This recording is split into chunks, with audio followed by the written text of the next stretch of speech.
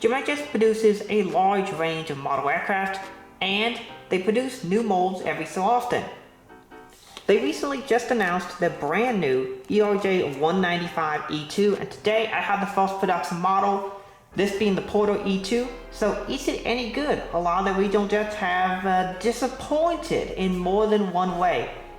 Is this one more the same? Is it more disappointment, or is it really special? Let's check this model out to see if it's any good.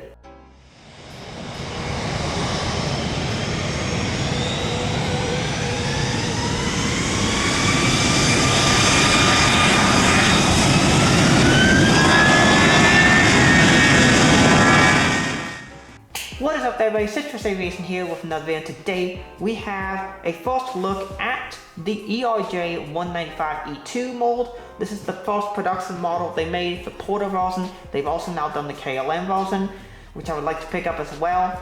But this Porter one is going to be very useful. It's a new mold, it'll be my first look at it, and reports all that's good. So let's see. Geometris does not have a history of making good regional jets, particularly not in the last 10 years. It's been very mediocre, to say the least, to very bad. So let's take a look to see if this is any better. I was able to actually take a look at this model at the Geometris store in Las Vegas, so I have already seen this one, and first impressions when I looked at it were quite good. So let's see if this model lives up to those expectations. Yes, there are actual antennas on this model and a SATCOM box. That's a long airplane. Wow. And when I say this aircraft is really long, I'm not joking. Here's an A321neo. For size comparison, these aircraft are almost identical lengths. I think the A321neo is just a little bit longer, but these aircraft are both really long aircraft. The difference is this is a mainline aircraft, about 180, 190 seater, whereas this one is about 100 seater, 110 seater, and is a regional jet. However, both have incredible capabilities, and it will be interesting to take a look at this E2. Let's see if it's any good. So let's start off here with the cockpit windows and the nose cone shape. We got a classic ERJ nose cone shape there, cockpit windows, Embraer 195E2. Got the PDOT tubes there. In the typical location you might see them. Got the forward nose gear and landing gear. Of course, right here we have the external power hookup there. Of course, parcel registration, and we have the do not pass or exceed line. The wheels on this model actually roll really well. L1 door, we have a forward antenna, and this one isn't just a regular antenna. This is an E-jet antenna. What comes up goes back. Really nice detail there. Amazing. Porter titles, this is their revised livery with kind of the grayscale markings, and we got two very thin cheat lines there. You can see the mold is actually really nice. It's hard to tell, but you can see there's actually a seam. Let me see if I can get in the light. There's a seam line here between the main cabin and the cargo compartment. That is really nice to see. I think this maybe, you can see it there too, maybe the first Geometris model to ever have that, which is nice to see. Very well done. And the seam, you can see it there as well. And you can see the wing root detail. Excellent molding. Of course, we have the overwing emergency exits. Of course, these are the updated engines on the E-Jet. I forget what these are called, but they look really well done. And apparently you can kind of see through the engines a little bit. I saw in yesterday's airlines review. But the nacelle strike detail is very sharp. It's really well done. The wing flex, there is some, but it's nothing too objectionable. We can see a SATCOM box here, ADF antenna number 2. The forward one is forward one is VHF antenna 1, VHF antenna 2. SATCOM box, there should be VHF antenna 3, but Geometris generally does not put antennas on the underside of the models. And then we have the ELT antenna. Here we have the L2 door. We have the registration, which is Charlie-Golf Kilo Quebec Lima. Fleet number is 903. That's the airline's fleet number. Canadian flag, as Porter is a flag carrier of Canada. Of course, the fleet number can also be seen here on the nose gear door, as airlines often will use fleet numbers when they're referring to the aircraft and not the actual tail number. Oftentimes the fleet number and the tail number are the same, particularly in countries that use numbers for the registration, such as in the US.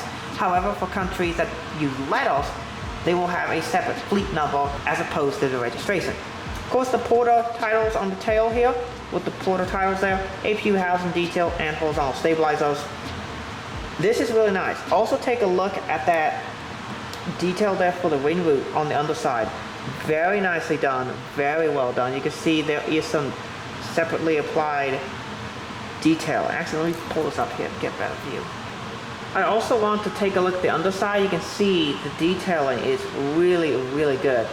You can see the NACA ducts up here do have indents in for them, as well as these are Gasper fan exhaust ports. Those have them, as well as Gasper inlets and radiators. Full stand, portal titles, German-Jets logo. Really, really well done model. I am very impressed at how well they did with this one. So that brings us on to my thoughts about this model. And taking a close look at it as we just did, this model very much impresses. There have not been very many good regional jets from Gemini Jets, and we just took a look at one recently, the Delta CRJ900, another fairly disappointing effort from Gemini. This one, however, brand new mold, and I assume it's going to be used for a bunch more releases. So far, just been used twice by Gemini Jets. I don't think JC Wings has used it yet. Just been used for this portal release and the KLM. Really impressed. The model is very, very good. The mold is impressive with how much accuracy and extra detail it has. This is like an NG level mold. Like, this is very, very high quality. The aerials are good. Obviously, it's a little disappointing that we don't have the mast on the underside or any antennas on the underside, but I understand Gemini Jets' choice to do it, even if I don't agree with it. I think there should be antennas all over the model, even on the underside, even if Gemini Jets doesn't think that that's the best idea. I personally like it, but they're just choosing not to. But even with the choice not to, they put all the antennas on the top side where they should be. We have VHF 1, VHF 2, ELT antenna, we have SATCOM box. The mold quality is excellent. The details are really, really good. This is probably the best detailed regional jet ever made. Now, it is a fairly large aircraft, as I demonstrated earlier, comparing it to the United A321neo. So this really, as a model, is sized like a mainline aircraft. Even though in scene configuration, in many cases, it's more of a regional jet, this aircraft really is one of those types where it really straddles the line of what's the definition of a mainline or a regional jet.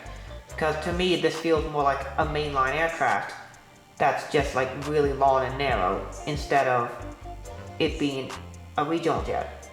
So it's a good model. If you're looking for probably one of the best new molds that Gemini Jets has made in quite a long time, and a really unique piece for your North American collection, this one is one right here. If you're looking for one for your European collection, get the KLM. This is a unique model, unique mold, great effort by Gemini.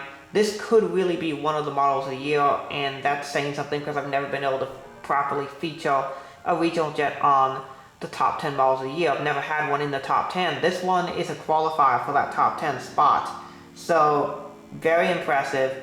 This model gets a 99 out of 100 on the Citrus Caliber rating scale. The only demerit is the box. I love the Gemini Jets boxes in terms of design. I just wish that they didn't use the cheap plastic cradles. That's my only complaint. That's why it doesn't get a 10. Whereas NG's is higher quality plastic, and then a lot of them also have foam, which is better. 99 out of 100, that makes it an A+ model.